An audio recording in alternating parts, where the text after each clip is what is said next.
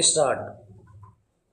परिवादी के पक्ष में सृजित उपधारा के खंडन के क्रम में विद्वान अधिवक्ता अभियुक्त द्वारा ये तर्क दिए गए कि बैंक द्वारा विवादित चेक अकाउंट क्लोज्ड के आधार पर अनादरित किया गया है, परंतु परिवादी द्वारा अभियुक्त को नोटिस अपर्याप्त निधि का दिया गया एवं परिवाद में भी अपर्याप्त निधि का आधार ही चेक के अनादरण का बताया गया है एवं न्यायालय द्वारा भी प्रसंज्ञान अपर्याप्त निधि के आधार पर लिया गया है।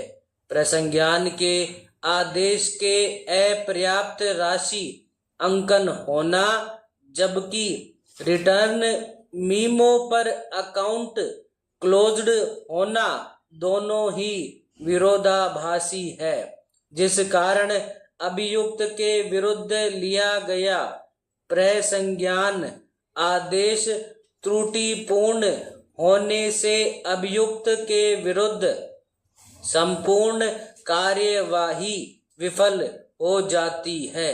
अधिवक्ता अभियुक्त का दूसरा तर्क ये रहा कि परिवादी द्वारा अभियुक्त को डिमोनिटाइजेशन के समय ये सब पैसा बैंक से बदलवाने हेतु दिया था, जिसकी सिक्योरिटी पेटे चेक दिया था। संपूर्ण पैसा परिवादी द्वारा अभियुक्त से प्राप्त किया जा चुका है, परंतु परिवादी ने चेक का दुरुपयोग किया। दोनों प्रतिरक्षाओं को मद्देनजर रखते हुए पत्रावली का अवलोकन किया जावे तो सर्वप्रथम धारा 138 बी एनआई एक्ट के अनुसार चेक धारक को चेक लेखीवाल को अनादरण की सूचना 30 दिवस में लिखित में देनी अनिवार्य है। उक्त प्रावधान में विधायिका द्वारा ये तथ्य सम्मिलित नहीं किया है कि उक्त सूचना में चेक अनादरण का आधार भी होना चाहिए।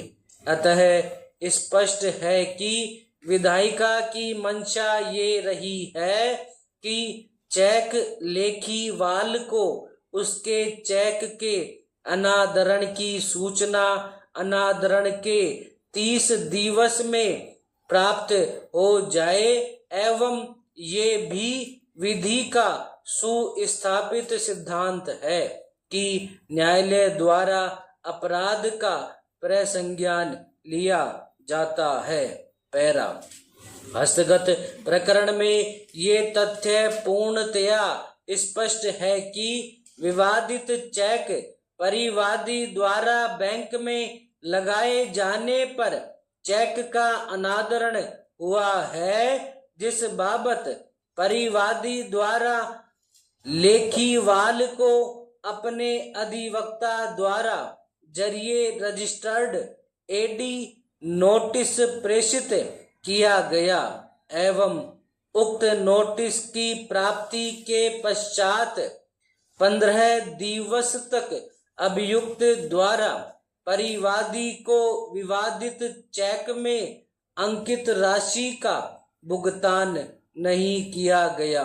उसके पश्चात परिवादी द्वारा न्यायालय के समक्ष परिवाद पेश किया गया, जिस पर न्यायालय द्वारा धारा 138 एनआई एक्ट के अपराध पर प्रसंज्ञान लिया गया है। ये भी उल्लेखनीय है कि अभियुक्त द्वारा ऐसा कोई कथन नहीं किया गया है कि प्रसंज्ञान आदेश में अपर्याप्त राशि होने की वजह से उसकी प्रतिरक्षा पर विपरीत प्रभाव पड़ा है, या उसके द्वारा परिवादी को चेक राशि का भुगतान किए जाने की संपूर्ण तत्परता दिखाई गई।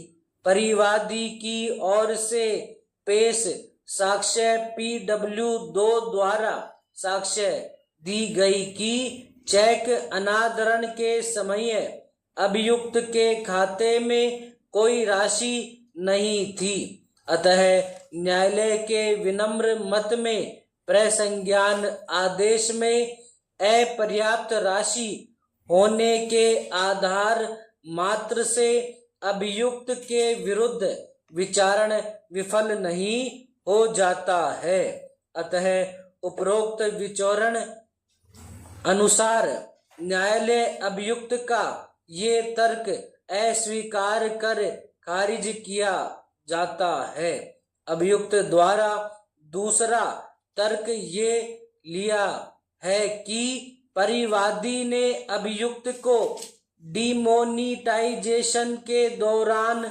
कुछ राशि बैंक में जमा करने हेतु दी थी एवं जिसकी सिक्योरिटी पेट चेक लिया था। अभियुक्त द्वारा संपूर्ण राशि परिवादी को अदा की गई है।